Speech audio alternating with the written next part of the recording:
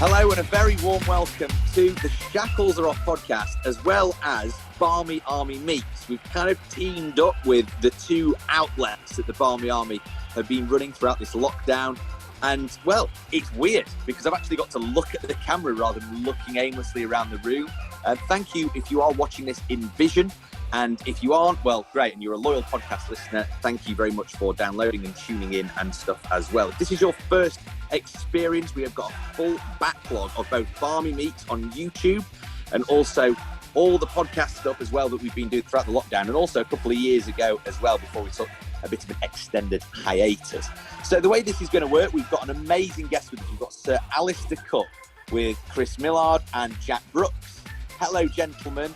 First of all, this is going to be great, and we're looking forward to talking to Sir Alastair, aren't we, for our little podcast section, which will take up the first 15 or 20 minutes or so. And, I mean, it's a good way to start if we're doing it a little combined one, isn't it, with, well, one of the greats. Absolutely. The Messiah, as he's known to many in the Barmy Army. He is an absolute hero. I mean, we've had Jimmy Anderson on, and we followed that up with Cookie not too long after. Who else are we going to get on? Well, is he the first Knight of the Realm we've had on here? He is the first Knight of the Realm. Where do you go after that? Do you get the Queen? Prince Philip? Yeah, all right. Maybe Prince Andrew's free. Boris? Should we get Boris on for a chat? We have not. No, he's busy. He's busy. He's a little bit busy. Cricket fan, though. And yeah, but nothing tops Sir Alastair Cook. We don't want anyone else. That's perfect. But this isn't the end. Nobody thinks this is the end. I've got to say. But it's a good way. It's a bloody good way to start, isn't it? First of all, I want to thank all the members and stuff for getting in touch and sending in their questions. So we'll be asking those in the sort of the second half of our chat with Cookie. And like I said, you can watch this chat on YouTube as well as the usual podcast. And if you are already watching, well, hello. This is how we do it. We all plugged in and all looking at each other. Brooksy waving nicely. Excellent. This is good. So we've got a couple more emails and things. Before you get into that, Greggy, I think we better bring it up. Otherwise, you'll get a bit angry. We always talk about Brooksy's 100 and my occasional 100s, 150s, whatever. It'd be good to just mention your very good golfing achievement. You hit a ball off a golf tee all the way to the green. It bounced and it rolled into the hole. I did. And I'm not going to bore the listeners with it like you two do. Excellent. Moving on then. Congratulations, mate. Well done. Thank you very much. This is my third, if all those wondering. Come on, I don't really get that much glory on this podcast, so allow me that moment. We've got these emails in, and thank you so much for getting in touch. Obviously, we get listeners all around the world. Lots and lots of people send us nice messages and tweets and comments and stuff on Instagram and etc. This week, we have got a couple of emails, and I'm going to read the first one out, actually. This is from Keith. And Keith Sims, normally referred to as Coxie by Mini Dom. I've taken the bait. And I want to know why Brooko, I've never heard you call that before, Brooko hasn't asked any of the guests his famous 3 questions. I have a feeling that this isn't very broadcastable. But anyway, I'm going to carry on. Sims, you absolutely stuffed me. I'm sure that Cookie would love to answer them. Or you could ask him about a walk of shame while wearing a dress through Wheatley. So, Brooksy, I'm going to give you a bit of a get out. Which one do you want to talk about? Is it the walk of shame wearing a dress, or is it the 3 questions? Tough choice, but Coxie stuffed me up. He stuffed me out of sight here, but at least one of my mates is actually listening to this, so that's nice, isn't it? The 3 questions, no comment. I think that goes no further. Maybe not on here anyway. The walk of shame, that was a long time ago, like early 20s after a house party, and it was like a fancy dress. So I went in a dress and a big blonde wig and wore a bit of... Of course you did. Yeah, of course you did, yeah. Bit of makeup, as you do. And I was walking back to my brother's the next day through town, quite early in the morning, on like a Sunday morning, so people are out getting their Sunday papers. And I remember walking down the path a bit bleary-eyed, and this old boy coming towards me with the paper under his arm. He'd obviously just come back from the shop. And he did what is now quite normal with people walking off the path or to walk around you, like social distancing. But he did it back then, like how many years, 15 years ago it was. But I walked through town in a wig and a dress and went to go into my brother's to go and get some kip, and a couple of my mates were sat in a tree outside drinking warm Guinness, I think. So yeah, it was a bit of a weird one, that, but yeah, thanks for bringing it up, Simsy. These are the stories also, that don't ever call me Brooko. I think he just calls me Brooko to wind me up. That's not a nickname. That's not a thing. No, well, okay, well, Brooko, I've also got another one for you then, mate. We were talking a while ago, and there was a former England captain who, unless you want to say, walked into the Yorkshire dressing room when you were playing at Yorkshire and called you Brookie. And you were like, Brookie. What? And you were like, no one calls me that. But you didn't actually say it to him, did you? I'm not sure if you're able to say who it is. I mean, future guest of the pod, future guest. Well, yes. Hopefully Vaughan comes on sometime. But yeah, first time he walked in change. I think was it Lords or Headingley. He used to come quite a bit over a sort of 2 or 3 year period when we were doing well. And he was really good to us, actually. He sent when we won the championship the first time, he sent a boatload of champagne to us to the changing room. So the lads obviously appreciate that. He's a top man, Vaughan. Massive Yorkshire fan, isn't he? So when we were there, it was class. Great. But he did call you Brookie. He called me Brookie, and no one ever called me Brookie before, really. I quite like Brookie. I mean, he's a trailblazer, isn't he? But yeah, I don't mind it. But Michael Vaughan can call me whatever he wants, really, can't he? But he comes on here. He's a trailblazer, much like the bloke who walked around you, social distancing before it was cool, you know? So I like it. Right, Chris, Greggy. You also have an email. Yeah. Yeah, I've got two more stories about Brookie, the hairband warrior. Steve James. I'm just gonna dissect it and read one of the stories out for you, just to offer you some light relief. Now, he noticed during the pod with Simon Jones, when Brooksy was asked if he'd ever done any topless, naked, erotic modelling, he said no. I know this isn't great banter for the podcast, but I thought I'd attach a lovely archive photograph from when he indeed did take his clothes off for a calendar shoot. So, Brooksy, you lied on the pod, and we've got evidence. So, are you happy for us to post a picture in the bio of this pod? I've chosen to sort of forget all that and put it to the back of my memory. Genuinely haven't. This photo crops up now and again. I think I was about 17 or 18. And Tillington Cricket Club back then, who I was playing for my village side, they're doing like a calendar of all the players would like do poses for a month, or pick, a few players and raise some money for the club. Which, I do my bit for the community and the team and raise some money for the club. So I think, I can't remember if I was Mr. June or something, but Mr. June. Like lads were posing remembers it well. You knew exactly which month you were. With various cricket equipment, or in the change rooms and stuff. But my pose was as if I was making a cricket tee. So I was buttering bread in just an apron and a pair of socks.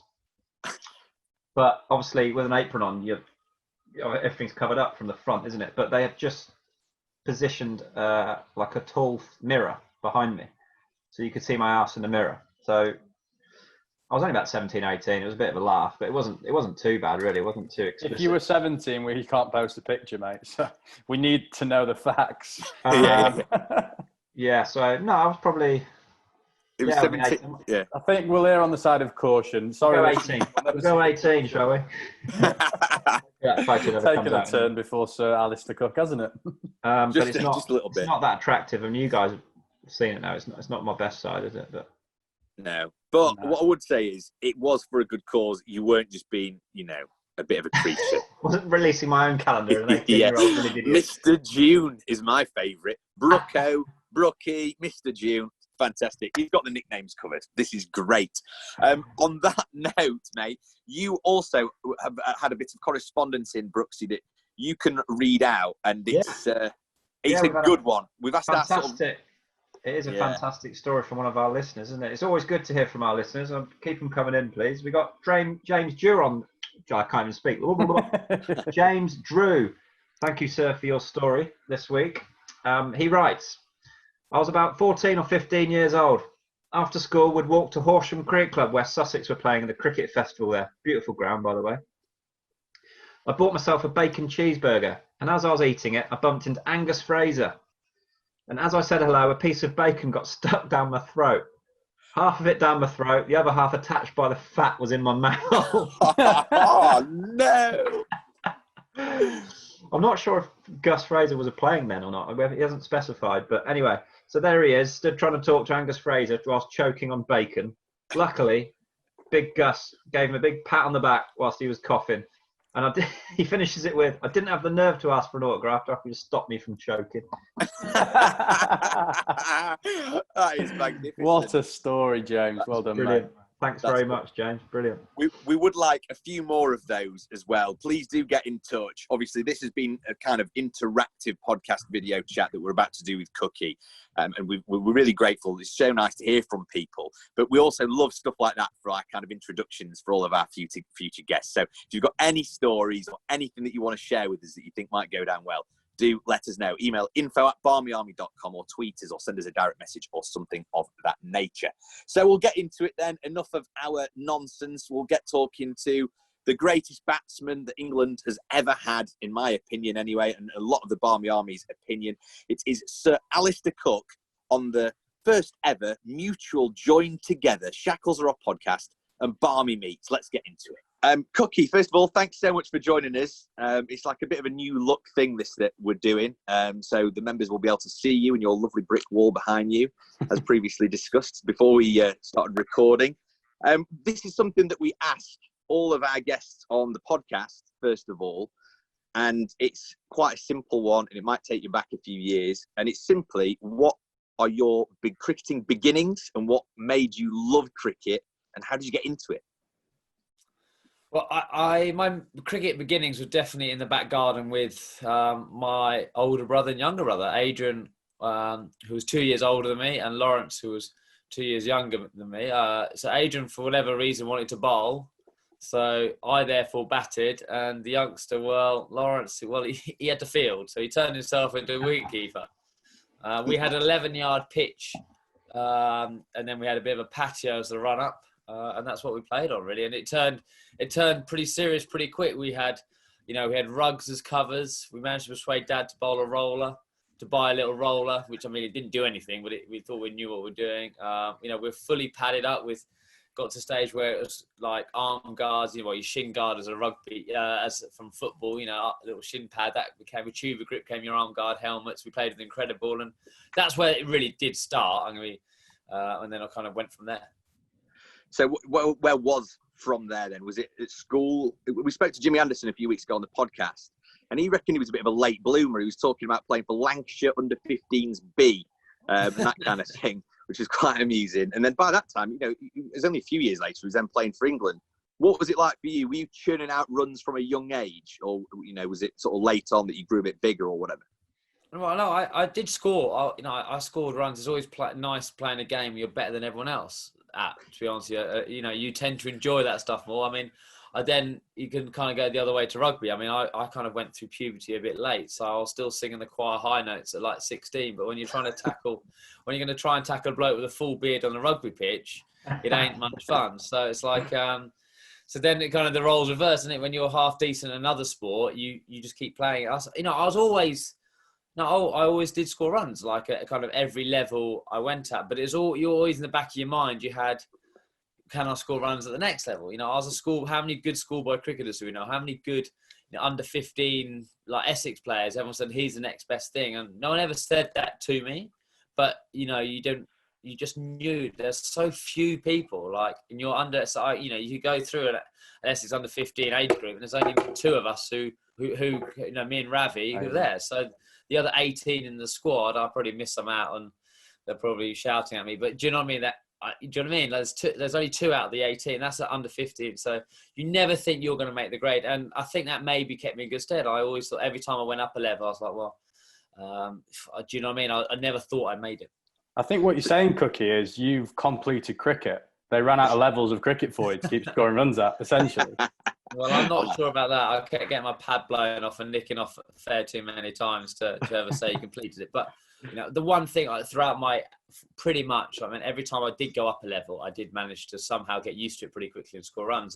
Probably the hardest one, the bit where I suppose I thought I wasn't actually as good enough. I scored a lot of runs at school cricket, but in those summers I went back to play for Essex second team, at 15, 16, 17. And I never really scored that many runs. And so there's always that mind, at the back of your mind, that actually I'll just be a good schoolboy cricketer. Then one day it clicked at Essex second team against Surrey, and I scored runs at 18. And then that was kind of when I started kind of being able to score runs at what you call men's cricket rather than say junior level schooling.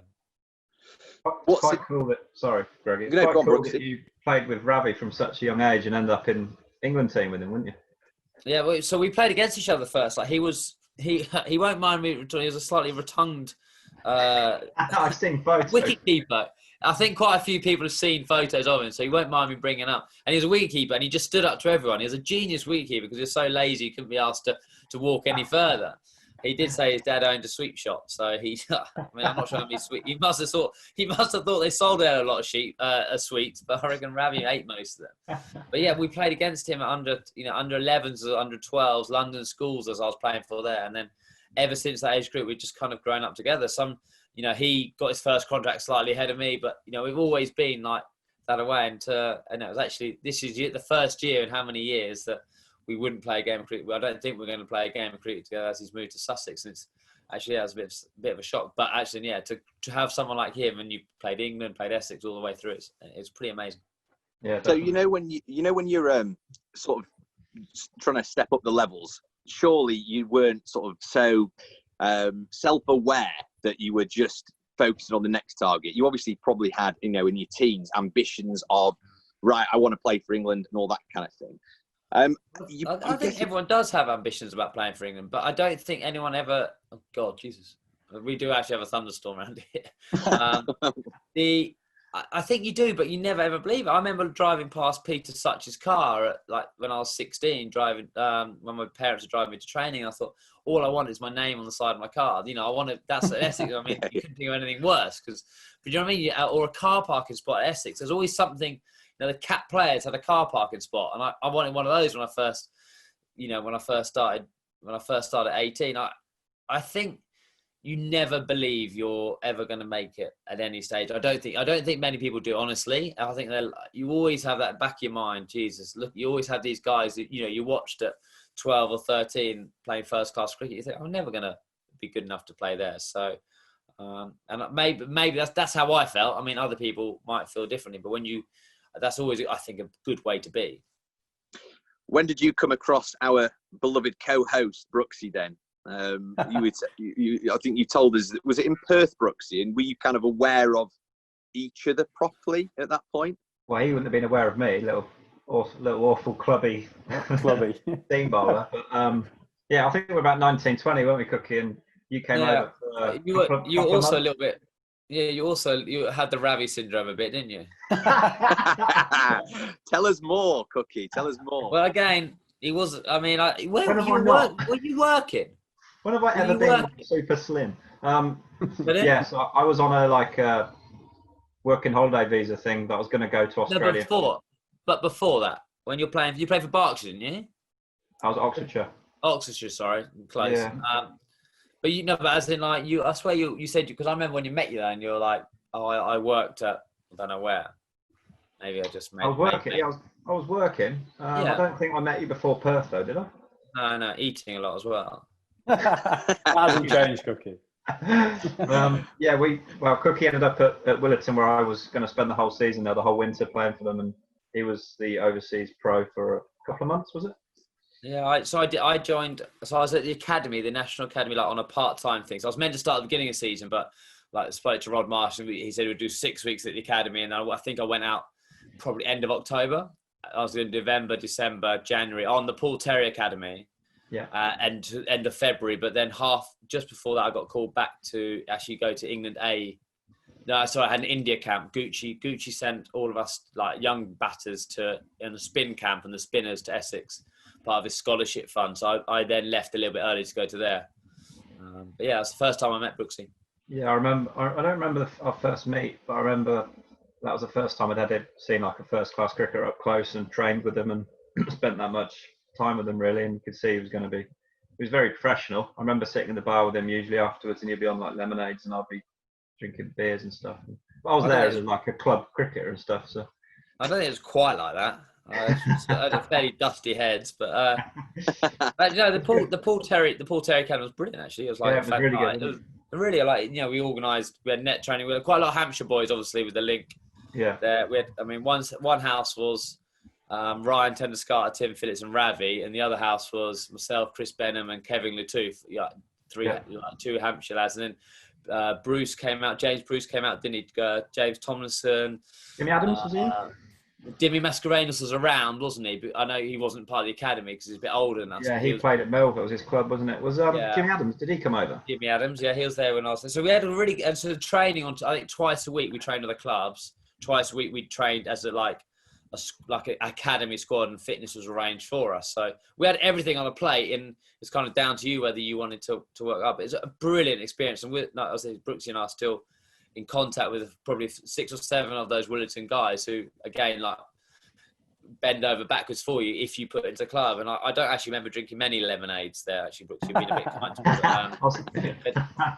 But it was a brilliant experience, and one that I would always, of course, any young cricketer who's 18, 19. I'm glad I went when I was 19, 20 because I was a young 18-year-old, so I was glad that I had the extra year before I went. Are you aware, and I'm sure you are actually, Cookie, on the sort of vow that you made to Brooksy when he let you know that he turned pro and signed, was it a professional contract at Nottinghamshire, Brooksy? Northamptonshire, sorry. Northampton. And what did you say? It begins with N. And you said to Cookie, I've turned pro, and what did Cookie come back with? Yeah. He said, what did I come back with? You said, congrats, mate. If you ever get me out, I'm going to retire. Yeah. I think the first time you got me out, you did get me out, didn't you? Yeah, but the story went like the first time Essex played Northants at Wantage Road, you got 180 before I got you out. So I think you sort of politely suggested that it sort of cancelled out that It cancelled out that, and then you got me out in that MCC game, didn't you? Oh, that was like an awful long up, wasn't it? Was it? Yeah, but I pulled a long up straight at wicket. Brilliant. And then you got, I think you got me out 3 times, didn't you? I think. I got you out in that game when Yorkshire got bowled out for 50, didn't I? Yeah, actually, but you got me off. I was on a pair, and you bowled me the worst ball. You remember I sat on the pair. I hate being on a pair like everywhere, and then you bowled me an absolute rank long off. I was like, I don't know if you meant to do it. I mean, it was. I was like, cheers, Brooksy. Well, that's the story of my career, mate. I managed to crud a cut for one to get off. I love it. Before we move on to the members' questions from the Barmy Army, Cookie, there's just another thing. Chris, you've got a story about Cookie from the Ashes, haven't you? Yeah, from the last Ashes tour, when Cookie's always been a very good donator of gear to the Barmy Army, and he's always been giving up his kit for the Barmy Army donation. He's scrambling his mind here for the story. Yeah, I'm just waiting for the story, because normally when I saw the Barmy Army giving stuff, I was fairly well lubricated. Yeah, he's always chucking all the gear at us for a charity donation. And it was Brisbane, and we were going to Adelaide for the second test, and Cookie very kindly gave us one of his jumpers. I met him in Brisbane to get the jumper for the charity auction the day after, and we got to Adelaide, and I think the temperature had changed quite a lot, and I got a call from Rooter saying, "Hi mate, you know that jumper Cookie gave you? Would you mind nipping it back at 9 a.m. just when he goes out for his net and giving it in?" It's not looking good. I'll tell you what that was. Actually, we got given, this is genuinely true, we got given 4 jumpers because 2 were wrong. And I was convinced, so actually they were the wrong type or something. I don't know what. Like, I actually gave you the right type. So suddenly when I opened my packet up, I was like, oh God, obviously Phil Neal, our team manager, like, he doesn't like stuff like that. You know, he can't believe anyone can be so disorganised or so, like, I'll give the wrong jumper away. So yeah, I had to make some frantic phone calls when I opened my case. I was like, oh God, I've actually got the wrong jumper now. We're all told to make sure we had the right jumper. So I was like, Chris, I need that jumper back. You got to swap, yeah. Yeah, you did swap us, and we did get a lot of money for it. So there we go.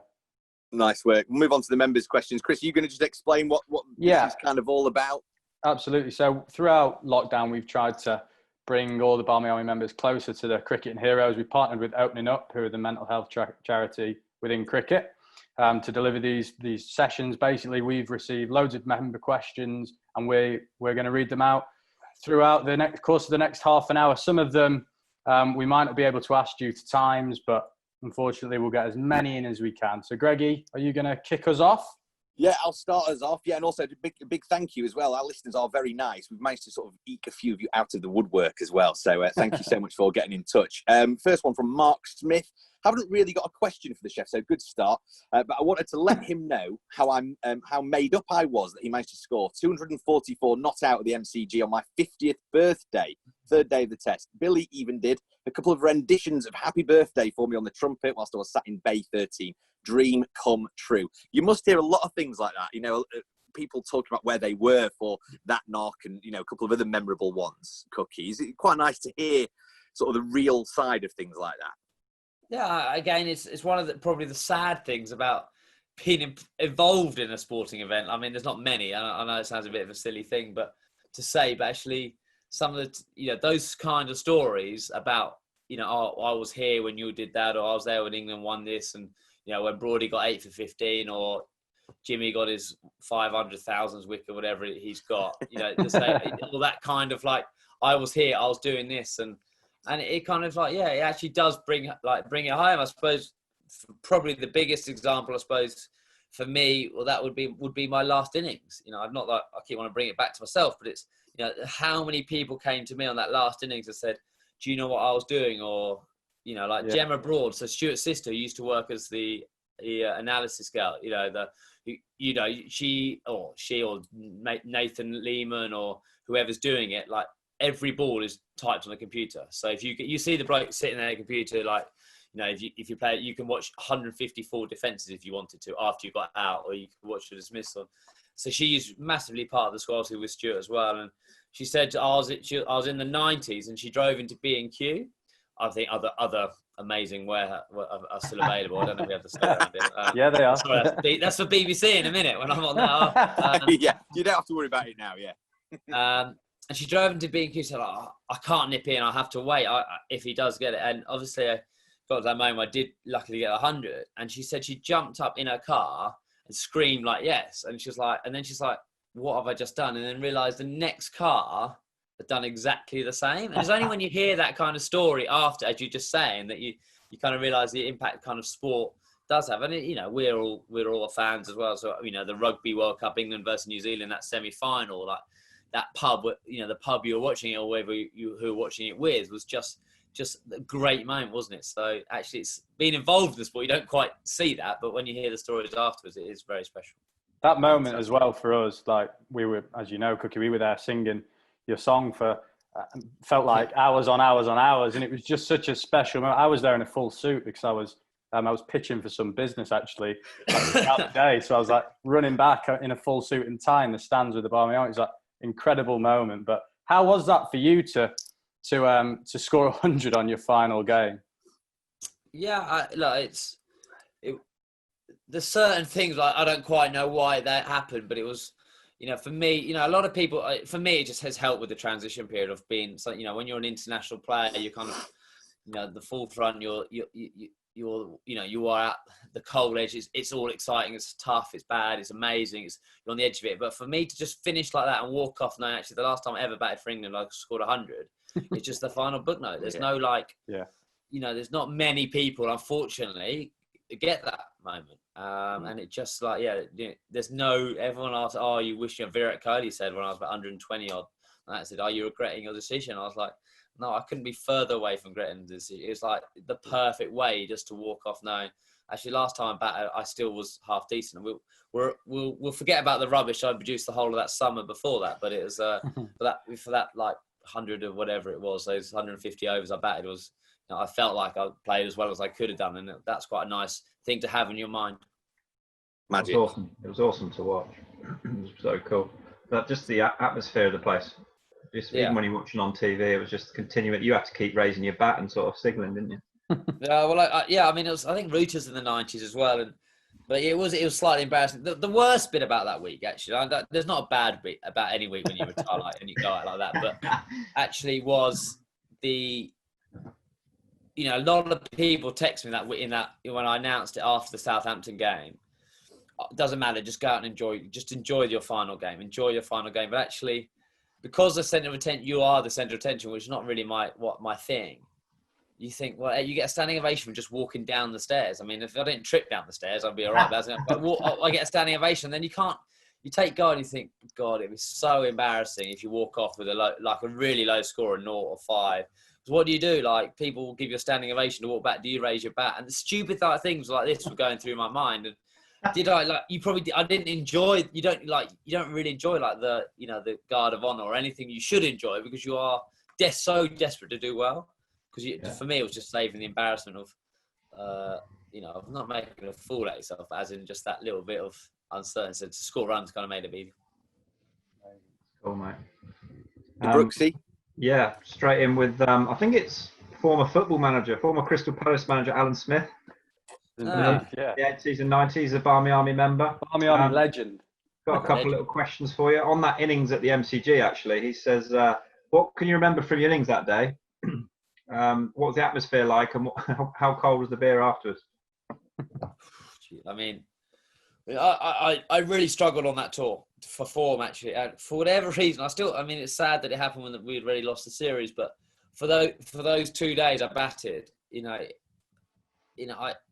batted as well as I could possibly bat, and just hearing, that getting the 100 the night before in the last over was very special. Actually, Broady said that, I did cry. I cried when I got on the train. I think more of relief. I think I've never done that before. I don't know I'm pretty an unemotional guy about a lot of things, but I couldn't control myself. And then the next day, I just I batted as well as I could bat. And then just looking back now, you don't really appreciate at the time the noise of the Barmy Army. My wife actually and children were in Bay 13, or I can't remember, was the Barmy Army was in Bay 13, but that bit they were there. That big chunk they were there singing all day. And they got amazing videos of that day, that Elsie and Isabel on Alice's shoulders, or with other wives and girlfriends there, and they're just having a hell of a time. And I think looking back, and you see Stuart Broad jump up in the air as I hit that on drive for 4, and you see that everyone in the Barmy Army jump up. It was, I don't remember the innings, but I kind of remember that noise, which was very, very, very special. And yeah, I'm not very good at putting it into words, but actually looking back now, was an incredible 48 hours.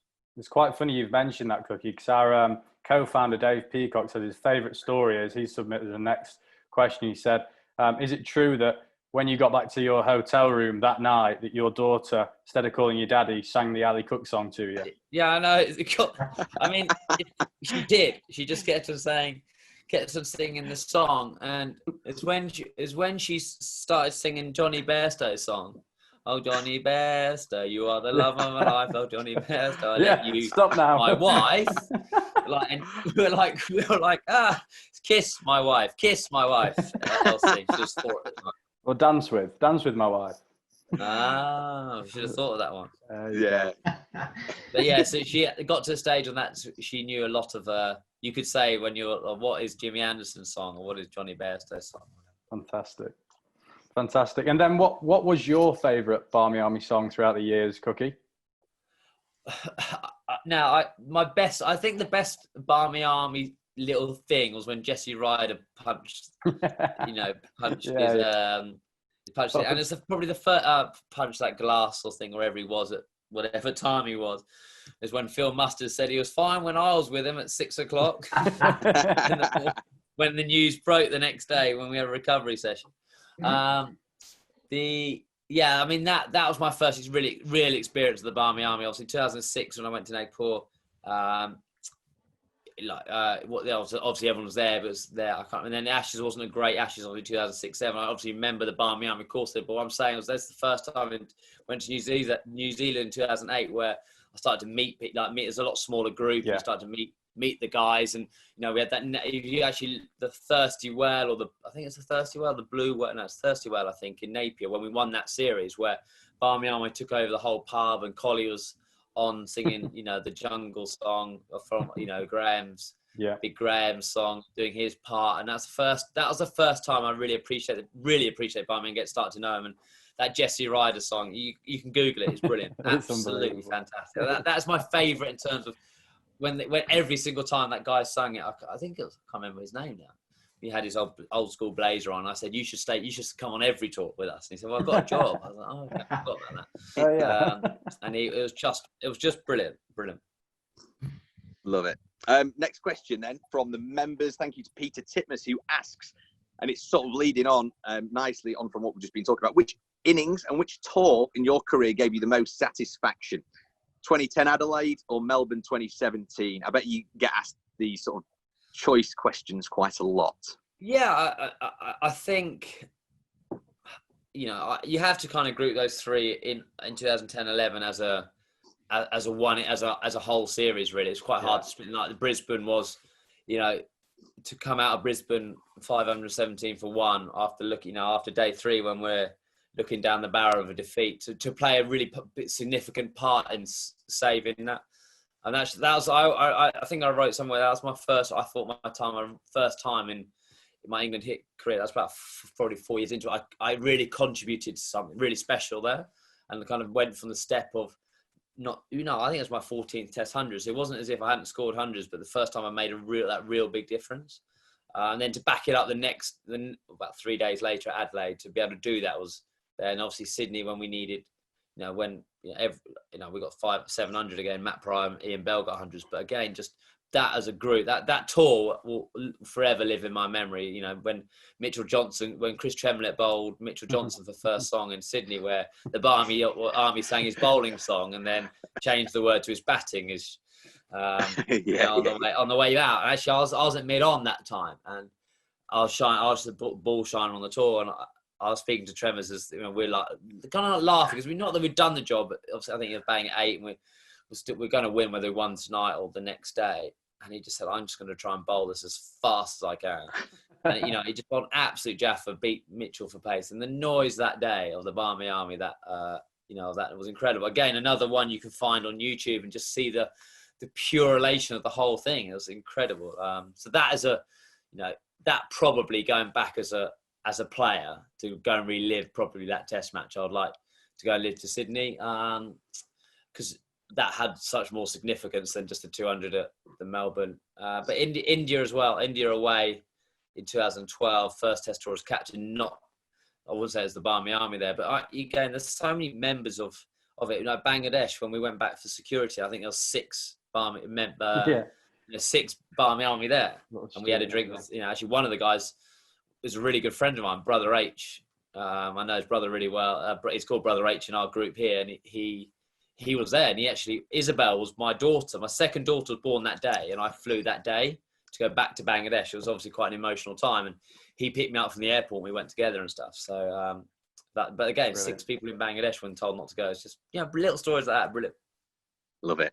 Absolutely. I also love the fact that you have probably on occasion got lost in a YouTube hole watching the Barmy Army go mental. Yeah, it's incredible. I like that. No, but you do that. You do and most of it happens on tour. As Brooksy knows, when you're sometimes at the end of a training and everyone's like, you're in Australia or wherever, you're in India, what are you going to do? And you're knackered. It's 3:00 in the afternoon. You just think, and then you start just sitting on your computer and you end up, I'll go back and watch that, and it's brilliant.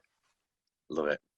Brooksy, next question. Yeah, mate. Yeah, Matt Clifford, thanks for your question. It's quite a tough one, I think, Cookie. Who was your favourite person to bat with over your entire England career, and why?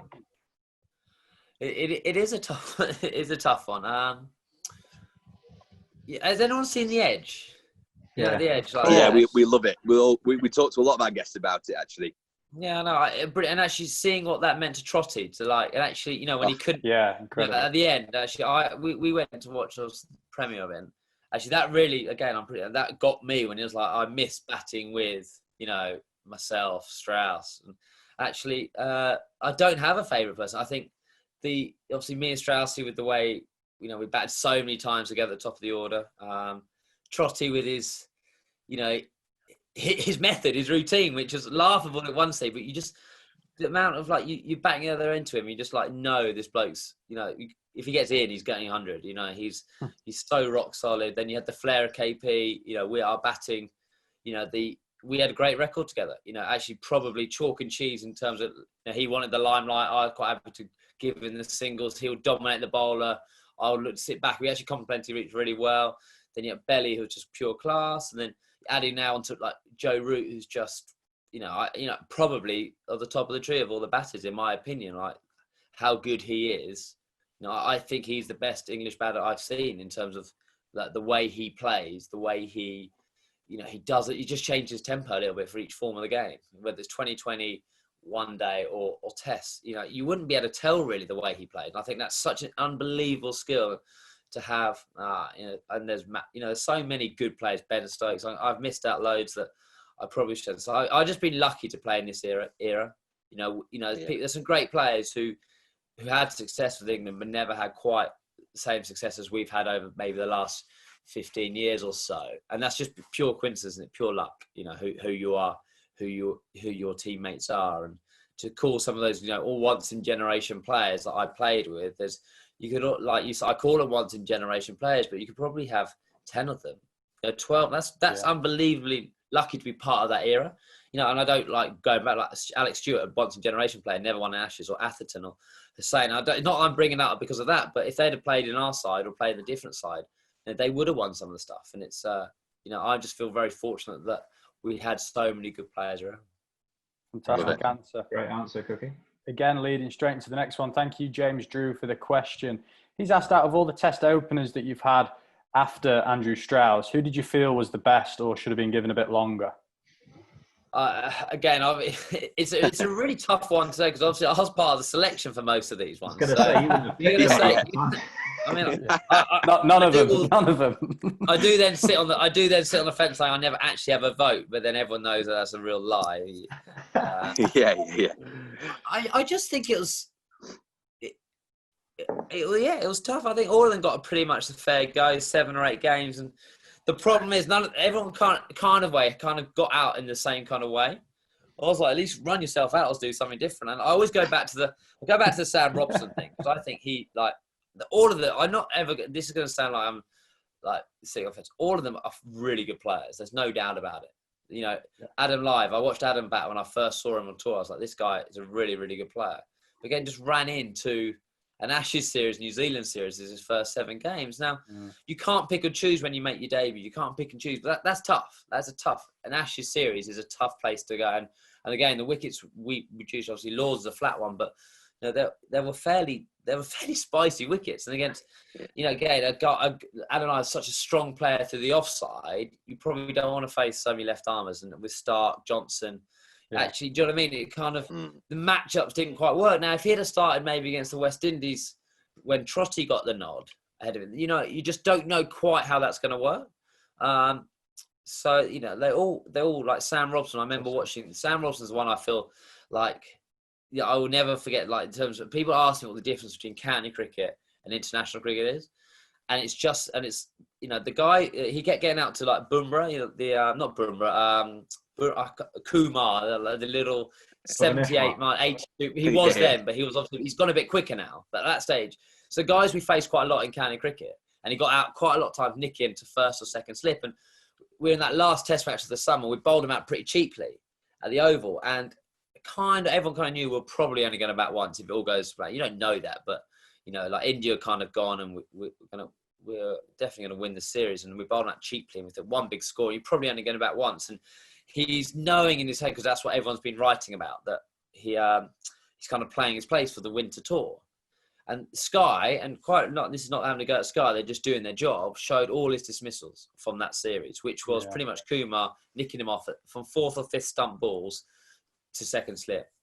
And I remember I was like, oh God, I hope Sam's not watching that, because we at the Oval where, that kind of glass thing, the TV's up there, and he stood right next to me. I was like, right, this is going to be a really big test for him, because if he can get through that, he can see the scrutiny, knows the scrutiny, can he get through that and then deliver under that kind of pressure? And ultimately, I say in my story that he does actually, he nicks off in the same way. I can't remember if he actually does, but he gets a low score. And that to me encapsulates what's the difference between the levels. It wasn't the bowler, because he faces, yes, Kumar's a brilliant bowler and, very skillful, but there's so many of those kind of bowlers in county cricket on nibbly wickets. And he can handle it. He had a great record, but just that was it. Could he handle? He couldn't quite do it. And I think all of the guys I suppose opened with just probably had a couple of flaws that couldn't quite overcome at certain times. To be consistent enough, and that's what it is. And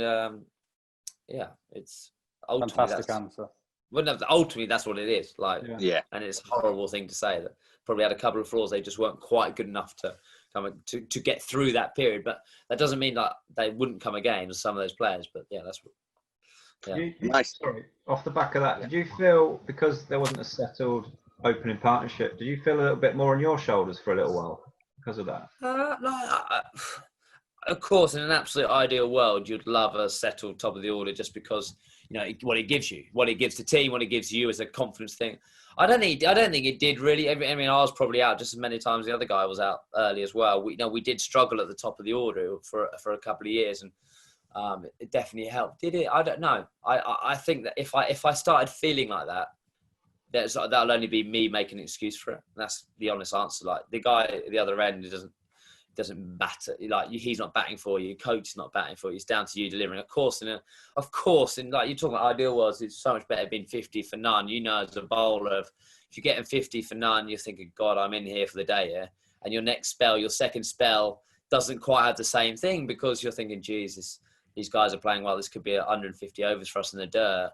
But if your opposition are 30 for 3, you stiff. Actually, we could get through them today. And your second spell's got a bit more intensity in it, and because naturally your team's doing well. So that probably happened more, but nothing that didn't affect kind of my runs. What I scored is what I scored, and there's no other way of looking about that. Nice, great insight, this Cookie. Fantastic stuff. This one's sort of moving away. I thought it was going to be a bit more light-hearted with the Barmy Army. We've gone a bit deep here. It's like, This one is, I promise you, it's an interesting one, and I'm not sure you'll probably have an instant answer to this. It's probably one where you need a little bit of thinking time. Tom Jackson asked the question: can you name your top 5 cricket grounds that you've played in all over the world? Because let's be fair, I'm trying to give you a bit of thinking time here, Cookie.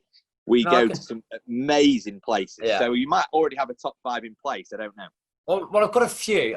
I mean, there's one which certainly won't be, which would be the game we played in Bangladesh as a warm-up game, which was next to the sewage factory. And I can tell you what, that did smell. And if the wind was right, which it pretty much was in the right direction, it was a fairly brutal 3 days. I was ball shy as well. And they probably didn't walk the outfield with Buxton water either. So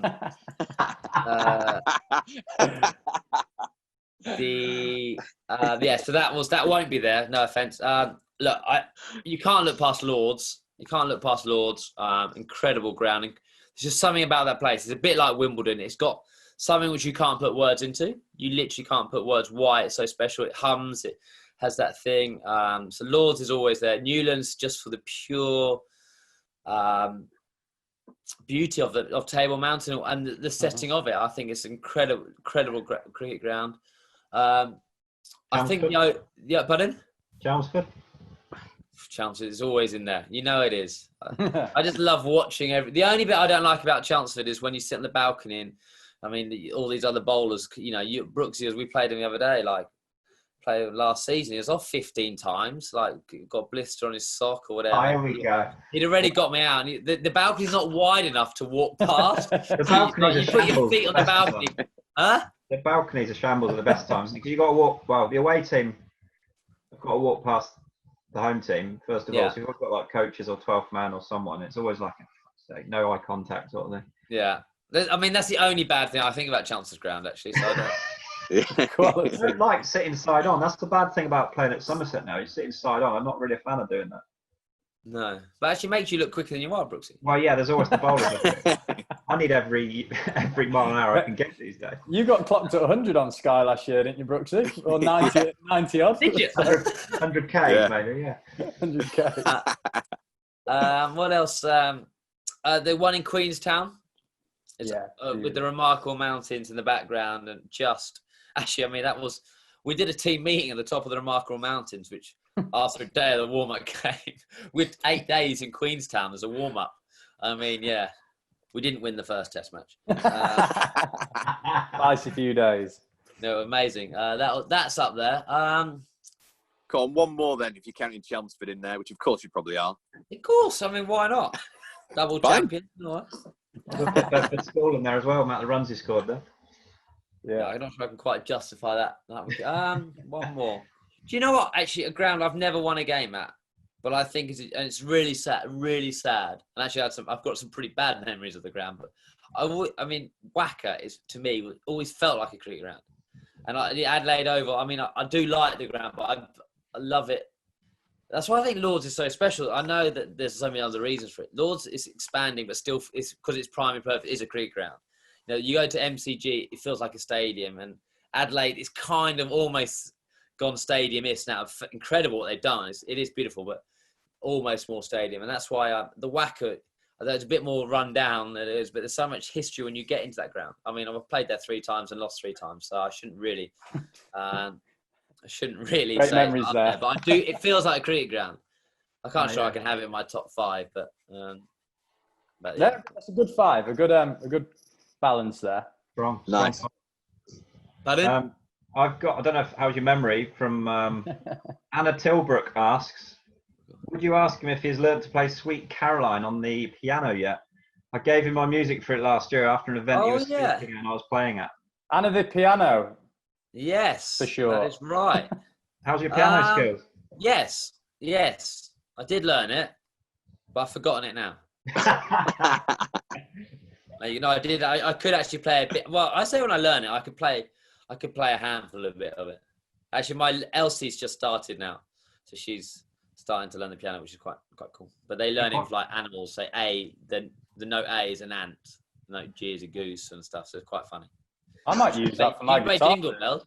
That's a great idea. I'm struggling to learn the guitar at the minute. I might use that.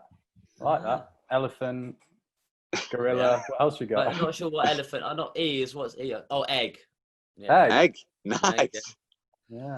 Okay. We haven't got onto the flats or the sharps yet. So.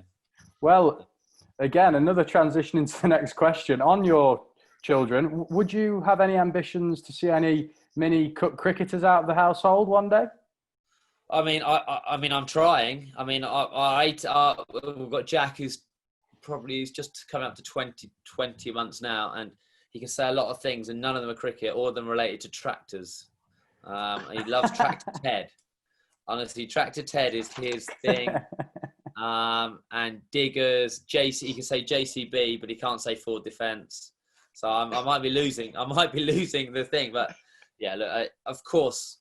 You know, you just don't know, do you? And I mean, of course, I've got 2 girls, Elsie and Isabel, who are 6 and 3.5, and then Jack, who's coming up to, was due that last week. Actually, I think it was due on day 4. I kept checking my phone on that last test match. I kept checking my phone, hoping that when we're fielding, Alice had gone into labour, so I could miss a bit of fielding. But she hadn't. Jack came a bit later. But yeah, like of course, if they want to do it, I'll try and do what my parents do and give them every opportunity to do that. There certainly won't be any pressure for them to play cricket if they don't want it. Lovely answer. Brooksy, I think you're up now. Yeah, got a question from Opening Up Cricket, who are a Barmy Army partner. They do a bit with mental health, don't they, Chris? They do, yeah. Mental health prevention through cricket. Use cricket as a tool to open people up to talk. Yeah, they've said... Cookie's been quoted before about talking about his physical fitness. You're obviously dominant in things like the yo-yo test and running and pretty prolific swimmer as well, aren't you? To build up your resilience. So any more on that would be brilliant. Any specific techniques you can share would be great. No, just apart from run. Keep running. Just keep running. Just keep running like Forrest Gump, yeah. One of the youngsters, Aaron Beard, his winter program this year was to try and beat me at the yo-yo. So yeah, I told him I hadn't done any training. I've been drinking too much. It's fat and slow, but you're still looking good, Nick, mate. Secretly started about in November. No, I started middle of January, and I literally did text and say I said to him I'll start in mid-Feb. If you can't beat an old man who's done 3 weeks training, then you've got no chance in yo-yo. And when we say running test, if there's a sprint, a jump, or any kind of thing like that, I am the second slowest at Essex, I think, and I've got my least jumps than ever. But there's one thing I will try and remain undefeated, which is the bleep test or yo-yo test. Have you completed it? What's the best score on it? No, I haven't completed. I think it's It's all those rooms. I think Neil Batt ran it forward and then ran it backwards, or ran it all the way up and then ran it all down. There's all those kind of Beckham did, Ronaldo did on his head or something. But I mean, I kind of said I haven't been beaten in a yo-yo test, and in my professional career, and I don't genuinely think I have. James Taylor got a better score than me in one time, but he did it the day after. It doesn't count. It's not head-to-head. It's not a head-to-head thing. So Beardy's thing was, it shows how sad I am. I was 35 years old, coming back after retiring from international cricket, and I was still bothered about whether I beat the yo-yo or not. Beat him with the yo-yo. Edge. You'll never lose that. I did beat him, just to let everyone know. So there we go. Amazing. And when I did, and when I did it, I took my shirt off and ran the next level like that, just the next up and down, as he was collapsed on the floor. I don't know why I did it, but he got into my bubble. I thought he was going to beat me. So. Fantastic. Don't get in Cookie's bubble. I'm so sad. I mean, everyone thinks, not everyone thinks I'm cool. I am a very sad individual. That was nearly the best quote ever. Everyone thinks I'm cool. Everyone thinks I'm cool. I'm not. No, not everyone thinks I'm cool. Everyone thinks I'm normal. I'm not normal. I'm very sad in a number of ways. Very good. Now, Abigail and Amy Chandler have asked, what's your weirdest encounter with a fan? I'm sure you've had many. Great question. Fantastic question. Yeah, good question. I think probably the weirdest one when I first went to Nagpur on that debut, and this girl asked me to marry in the signs, and then I saw her afterwards. It was like, at the ground. Didn't quite know what to do. I was 21 years old. I was like, but actually, probably the weirdest one was a bloke in Melbourne came up to me, and everyone who knows me knows my memory is, honestly, I've got the worst memory in living history of anything, and how I haven't forgotten to do this tonight, I don't know, but that kind of thing. And he came up to me and he just went, "Great to see you, Cookie. Nice to see you." And I was like, oh my God, I stared at him. I could not remember who this was, right? And I was thinking, right, is it any of my family? Is it my brother? I don't think it's my brother. Like, I started going down. I started listing, like, no uncle, no. Then I started going to Alice's friends. I was like, oh, no. And I started thinking, did I go to school with him? I started trying to literally lead him a couple of questions. So, by the way, we're in an airport and, we're traveling. I was like, I just got to stage and he wouldn't leave me alone. Got to stage. But I'm really sorry. I know we must have met before, but I can't remember who you are. Expecting a really embarrassing, it's like, oh, I'm your second cousin or something. And he goes, oh no, we met exactly the same time 4 years ago on the last tour in the same airport. I was like, oh, brilliant. So I was like, you expecting to remember that? You expected me to remember that from 4 years ago? And I was like, oh, brilliant. I literally, my heart, I was like, so that's the weirdest encounter, but it was probably some of the questions I was trying to ask him, trying to see if I lead away. I couldn't. So that's Melbourne my Airport weirdest mystery guest. Yeah, I mean, geez, you do bloody well to. If you're listening to this, Melbourne Airport mystery guest, please write in and we'll get. Yeah, please do. And I apologise, but I mean, yeah, I don't apologise that much.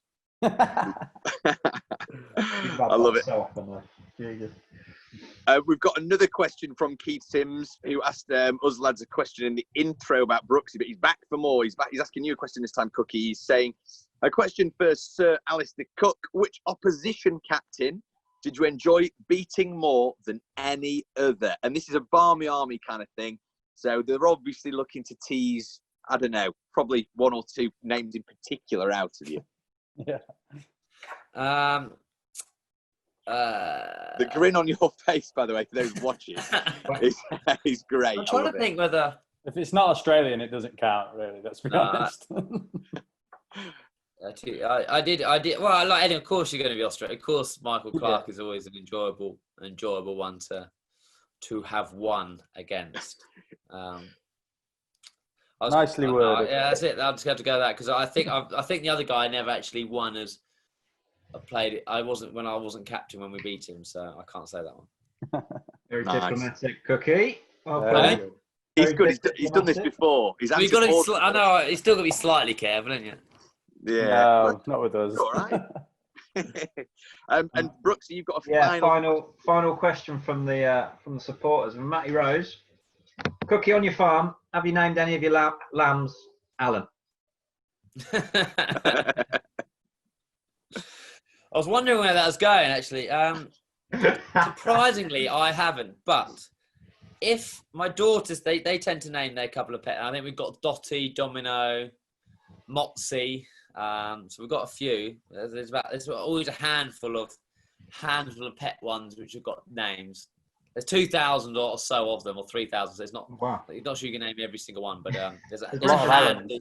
There's a hand. I think. Do you know what? Next year, if we can find one, and not find, if it happens to be a pet, which is a boy, we'll call in Alan, and then I'll get a photo. Amazing. Get a photo, and I'll send it to you, Brooksy, and then you can. That wasn't my question, mate. Well, it looks like your question. No, it was Brooksy's question. He just disguised it as someone else. That's It's what quite Brooks, yeah, isn't it? Yeah. How are the sheep and the farm life for the last few months? Been fun? Yeah, it's been good. It's been brilliant.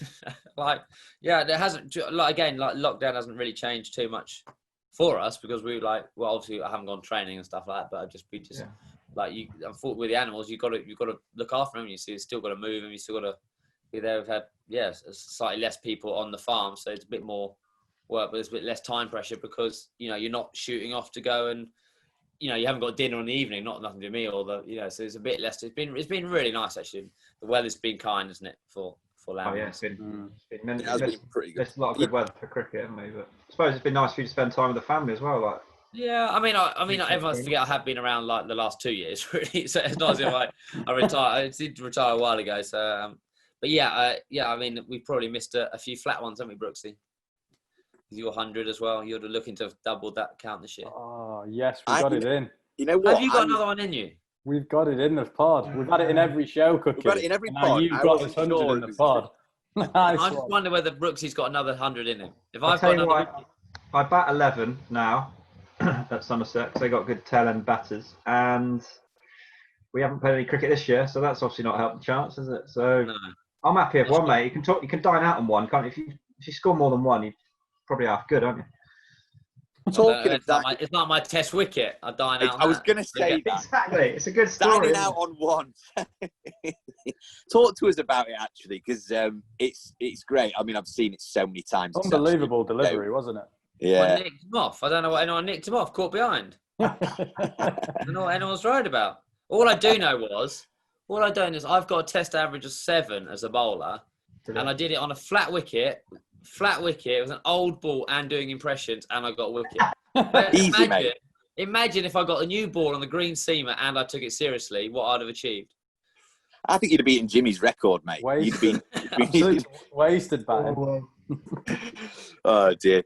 Cookie, great note to end on. Thank you so much for joining in, and I'm slightly conscious that you are now doing another bit of media work, which I know. You can churn into 5 Live, Tough as I'm Born on the art of opening. I mean, Jesus, that's ever going to send you to sleep. Opening wine or what? I don't know. That's all you've been doing at the minute, isn't it? I love it. Fantastic. Well, thank you so much. And Brooks, you've gone. No. What's this? No, everyone's gone. Everyone literally froze on me there.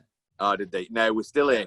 No, you're good. You're all there. But we'll let you go, mate. Thank you so much for joining us, Cookie. It's much appreciated. Absolutely. Right. Thank you, Cookie. From Cookie. Top man, mate. Top man. See you soon, pal. Take care. Man.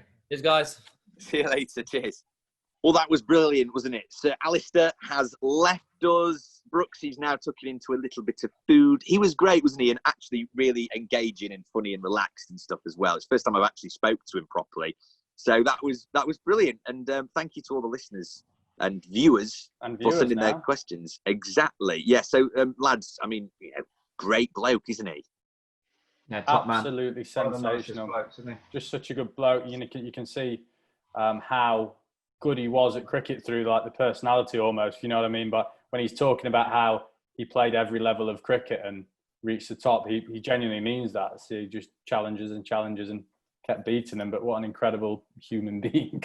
What I love is how all he's achieved and all he's done in the game and how long he's played for. Been England captain and won the Ashes and everything. He's still very humble.